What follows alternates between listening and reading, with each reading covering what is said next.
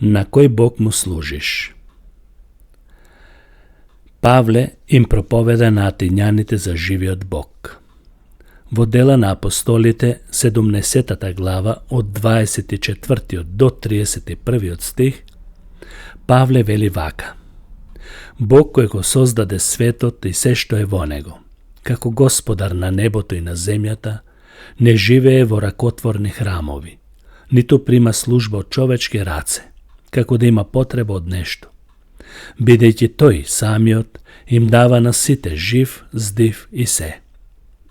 Тој исто направи целиот човечки род да потекнува од еден човек и да се насели по лицето на целата земја, откако им определи одредени времења и граници на нивните живеалишта. За да го бараат Бог, не били го напипале и нашле некако, зашто тој не е далек од ниеден од нас. Зашто во него живееме, се движиме и постоиме, како што и некои од вашите поети рекле, и ние сме негов род. И бидејќи сме Божји род, не треба да мислиме дека божеството е како златото, среброто или камењата, како творба на човечка уметност и замисла. И така, не гледајќи на времињата на незнаењето, Бог сега им заповеда на луѓето да се покајат сите и насекаде, зашто определи ден кога ќе му суди праведно на целиот свет, преку човекот кога го определи за тоа, давајќи им на сите уверување со тоа што го воскресна од мртвите. Павле започнува со овие зборови: Бог кој го создаде светот и се што е во него, бидејќи тој е Господар на небото и на земјата. Овде тој зборува за Бог кој создал се, апсолутно се, и се разликува од неговите созданија. Не е некое создание, создаден во време и простор, туку Бог е создател на сите нешта што постојат како видливи и невидливи творби. Бог ја создаде Вселената, сите планети, звездите, луѓето, животните, растенијата, се што гледаме и не гледаме. Павле им зборуваше на атињаните дека Бог е поголем од кој да било храм што може да го направат човечките раце и не може да биде представен со ништо од страна на луѓето и нивните вешти раце. Во денешно време, на многу различни начини го представуваат во некоја форма. Но колку и да се представува Бог во некоја форма, не може да го доближиме до совеста на луѓето. Туку може уште повеќе да го оддалечиме од самите нас и од другите. Павле го започнува говорот со објаснување дека Бог е создател, а ние сме негови созданија. Овој поглед на светот е многу различен од тогашниот епикурејски акцент и верување дека светот и се што постои е резултат на случајно расфрлени атоми или од тогашното пантеистичко убедување на стоиците дека Бог е се и се е Бог. Павле согледал дека овие филозофи подитно треба да ги променат своите идеи за Бог. Материјата не е вечна. Материјата не е Бог. Бог е создаде материјата. Бог го создаде светот и сите атоми и честички. Павле ги убедуваше дека треба да ги сменат своите лични мислења кон правилно разбирање за тоа кој е Бог и да се прилагодат на она откровение кое го имаме во Библијата. Тој го направи постоењето на целиот човечки род од еден човек, од една крв, алудирајќи на Адам. Павле јасно им кажа дека сите ние потекнуваме од Адам, потоа преку Ное до денешен ден, и дека постои еден Бог кој не создаде сите нас и на кого сите му сме должни. И бидејќи Бог не создаде сите, сиот човечки род, треба да го бараме Бог, да го бараме ден и ноќе, иако тој не е далек од секој од нас, вели Павле. Оваа изјава на Павле јасно укажува дека Бог не е скриен и мистериозен. Не е далек од нас. Оно што го бара ќе го најде, зашто на повеќе места во Библијата стои запишано: ќе ме барате и ќе ме најдете, ако ме побарате со сето свое срце. Потоа Павле вели Преку тој Создател Бог, ние живееме, се движиме и постоиме, или еден стар израз, битисуваме, суштествуваме. Павле со овој стих го потенцира нашето постоење и Божјата неограничена сила во одражување на нашиот живот како негови созданија. Тој вели, зашто и ние сме негово потомство.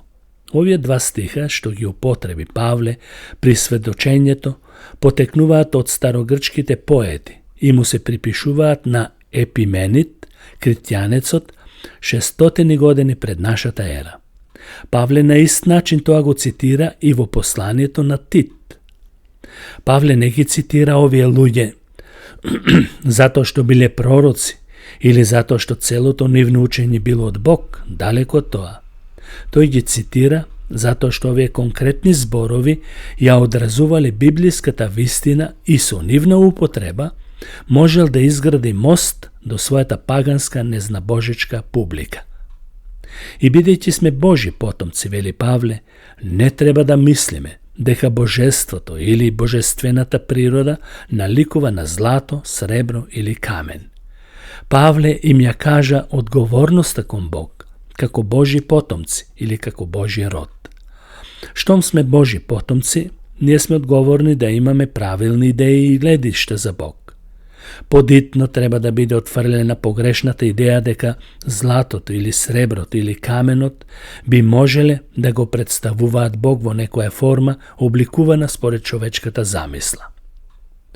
Самите атињани напишале на непознатиот Бог, на жртвеникот на непознатиот Бог, со факт и признание дека не го познаваат Бог. И затоа напишале, му служиме на непознатиот Бог. Павле им дава доказ за нивното незнаење.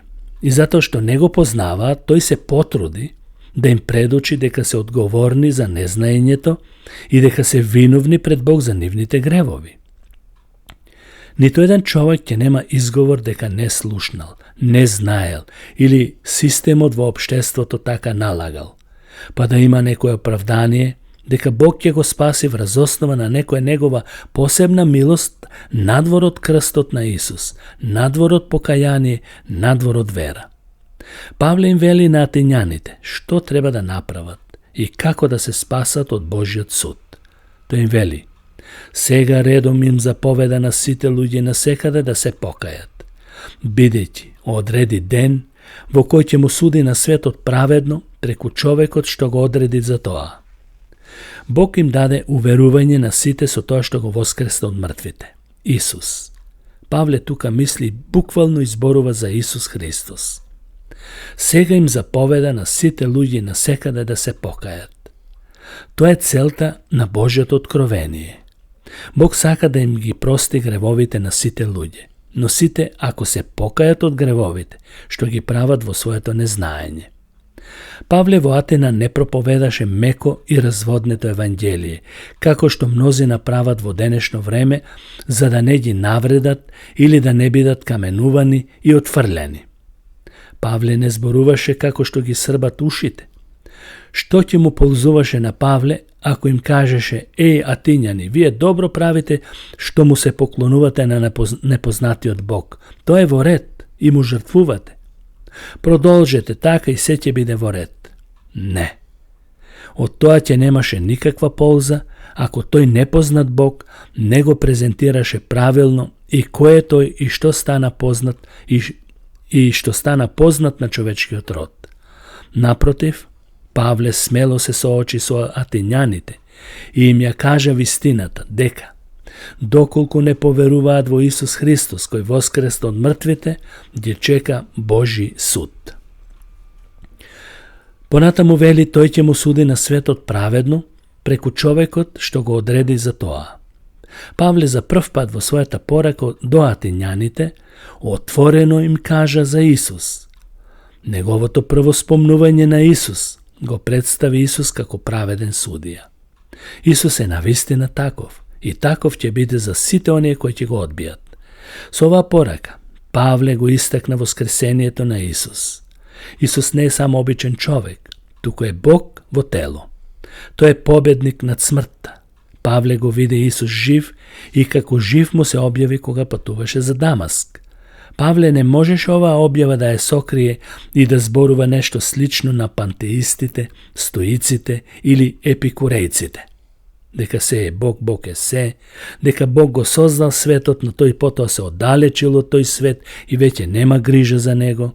И за епикурејците кои што веруваа, тука е животот, уживајте, јадете, пиете и така натаму. Со воскресението на Исус се нагласува дека Исусовото учење е валидно и од Бог дадено, за да го прифати секој што ќе слушне за Исус. Исус е Божи пратеник од небото, Божи Месија, и секој што ќе поверува во Него, ќе се спаси од вечна смрт и ќе добие вечен живот. Ќе се спаси од пеколот, огненото езеро. Апостол Павле не можеше да проповеда без да се фокусира на воскресението на Исус. За Павле, христијанскиот живот ќе немаше никаква смисла без победата над смртта. Исус ја победи смртта со тоа што Бог Таткото го воскресна од мртвите на третиот ден и се објави како жив на сите оние што веруваат во Него. Прво на апостолите, во видлива форма, а потоа и на сите оние што веруваат без да го гледаат, преку силата на Светиот Дух. Нему слава во сите векови. Амин.